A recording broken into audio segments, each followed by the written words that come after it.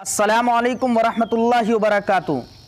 प्यारे दोस्तों, आज मैं आपके लिए एक खुशखबरी लेकर हाजिर हुआ हूँ। बहुत से हजरात की ये तमन्ना रहती है, ये ख्वाहिश रहती है कि वो देवबंद और सहारनपुर से कोई सामान मंगवाए, चाहे वो इतर हो, किताबें हो, टोपी हो, तस्बीह हो या इसके अलावा कोई भी सामान हो जो वो सहारनपुर से या देवबंद से मंगाना चाहते हैं।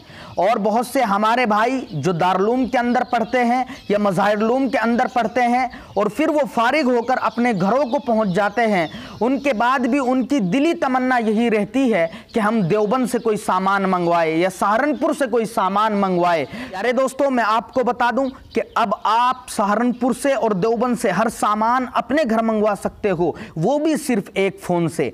आपको जो स्क्रीन पर नंबर दिख रहा है, इस नंबर पर आपको राब्ता करना है और डिस्क्रिप्शन में ग्रुप का लिंक है, आप वहां जाकर ग्रुप से भी ज्वाइन हो सकते हो और मुनासिब कीमत पर हर सामान अपने घर मंगवा सकते हो।